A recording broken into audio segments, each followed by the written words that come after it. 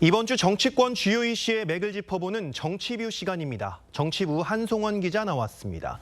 한 기자, 이번 주 일정부터 좀 볼까요?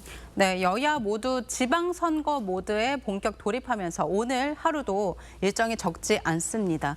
먼저 오늘 출마 선언을 하는 후보자 보면요. 이재명 대통령의 선택 명픽을 부각하고 있는 정원호 전 성동구청장 오늘 출마 선언을 합니다.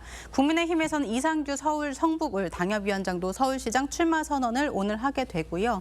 그리고 새롭게 매기로 떠오르고 있는 주진우 국민의힘 의원도 오늘 부산시장 출마 선언을 합니다. 아까 리포트에서 보셨다시피 어제까지가 국민의힘 공천 접수 시한이었습니다. 오세훈 서울시장 현역 시장도 신청하지 않은 건데요. 그렇다 보니까 오늘 국민의힘 긴급 의원총회를 열고 지방선거 필승 전략 논의하게 됩니다.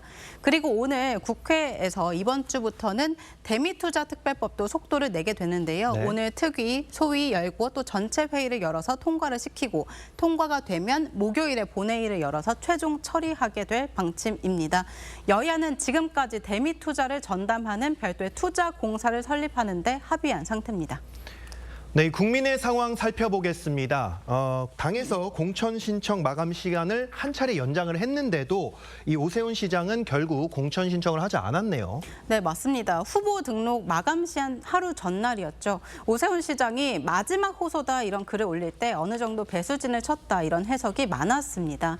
당 공관위가 마감 시한을 오후 6시에서 어제 오후 10시로 한 차례 연기했지만 결국 오 시장 응하지 않은 건데요. 오 시장은 이유를 분명히 밝혔습니다. 당 노선 정상화가 먼저다 이렇게 말한 겁니다. 오 시장 측은요, 이른바 윤 어게인 기조로는 선거 승리가 어렵다 이렇게 판단하고 있습니다. 중대 결단도 배제하지 않겠다 이런 입장인데요. 당 지도부가 쇄신하지 않으면 차라리 불출마를 하거나 아예 이 당권 도전 같은 새로운 길을 갈 수 있다 이런 해석이 많습니다. 그런데 이런 상황이 서울뿐만이 아니라는 거잖아요. 다른 지역 상황은 좀 어떻습니까? 네, 서울과 경기, 인천에 현역 의원 지원자 한 명도 없었습니다. 그리고 현역 충남지사인 김태흠 지사도 공천 신청을 하지 않은 상태입니다.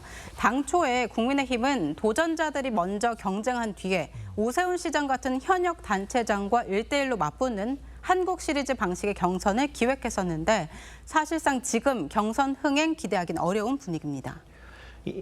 당 지도부의 분위기가 좀 궁금한데 플랜 B나 돌파구가 있습니까?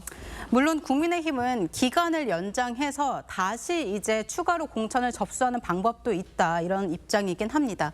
다만 장동혁 대표 아직까지 침묵을 유지하고 있는 건데요. 법원이 배현진 의원 징계 제동을 건 이후에 공식 대응을 자제하고 있고 전국 순회 일정도 취소했습니다. 서울이 선거 전체 분위기를 좌우하는 상징성이 큰 만큼 속내는 복잡해 보이는데요. 지도부는 불출마를 선언한 나경원 의원 아니면 안철수 의원 등의 다시 출마를 요청하는 방안 검토하고 있다고 합니다. 장 대표의 전략이죠. 1월부터 3월에는 집토끼를 잡아서 지지층을 단단히 하고 4월과 5월에는 중도와 외연을 확장하겠다 이런 장 대표 전략에 회의감을 느끼는 반론 많이 나오고 있는 상황입니다. 네, 그러면 이제 여권 상황으로 한번 넘어가 보겠습니다. 이번에도 이재명 대통령 SNS 글이 주말 내내 정치권을 뜨겁게 했습니다. 여당 강경파의 경고장을 날렸다 이런 해석이 많던데 왜 그런 겁니까? 네, 그동안 이 대통령 SNS 글을 보면요. 부동산, 증시, 언론, 정책 등 대상을 명확히 하는 스타일이지 않았습니까? 네. 그런데 이번에는 직접적으로 특정 인물이나 계파를 언급한 것은 아닙니다. 다만 이 표현들을 살펴보면 나의 의견만 정의라는 태도, 집권 세력 됐다고 마음대로는 안 된다 이렇게 어느 때보다 직설적인 표현들이 많았습니다. 청와대 관계자는요 이렇게 물어보면 평소 지론일 뿐이다 이렇게 확대 해석을 경계하는 분위기인데요. 하지만 정치권에서는 그동안 정부와 여당이 반년 넘게 조율한 이 검찰개혁 정부안에 대해서 당 주도권을 아직도 고집하고 있는 법사위 강경파를 향한 거다 이런 해석이 많이 나오는 상황입니다. 네, 그러고 보니까 이 검찰개혁안을 두고 정부와 여당이 머리를 맞댄 게 벌써 9개월이 다 되어가는 거네요. 네, 맞습니다. 사실상 정부 출범 이후부터 삐걱거렸다 이런 해석이 많은데요. 그때부터 시작된 당정 갈등 지금까지 이어지고 있다 이런 시각이 지배적입니다. 지난해 정성호 장관이 현실적인 문제로 처음으로 추가로 신중론을 제기한 이후에는 첫 당정 협의가 취소되기도 했었습니다. 중수청, 경찰, 국가수사본부가 행안부 밑에 들어가게 됩니다. 어떤 권한들이 집중돼 갖고 상호 인적 교류가 가능한 상태에서 어떤 문제가 발생할지. 네, 결국 이 이후에 당내 강경파와 지지층 거센 반발로 정 장관은 재차 해명글을 올리는 해프닝까지 있었습니다. 올해 초에 신년 기자회견에서 결국 이재명 대통령이 직접 경찰 권력의 비대화 등 우려하면서 현실론을 이야기하기도 했습니다. 오랜만입니다. 저는 보안 수사를 안 하는 게 맞다고 생각해요.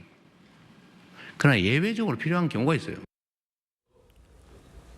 네, 이렇게 이재명 대통령이 직접 피력을 했는데도 정작 당에서는 강경파 주도로 정부안을 사실상 백지화하는 당론을 정했다가 나중에야 다시 의원총회를 열어서 의원들 다수결로 정부안을 수용하는 혼선이 거듭됐습니다. 네. 법무부 내부에서는 대통령 우려가 전혀 먹히지 않는다 이런 토로도 있었다고 하는데요. 이런 고충을 알면서도 강경파가 지금 다시 반발하자 지금까지 쌓였던 불만이 터져나온 거다 이런 분석이 많은 상황입니다. 네, 한 기자 잘 들었습니다.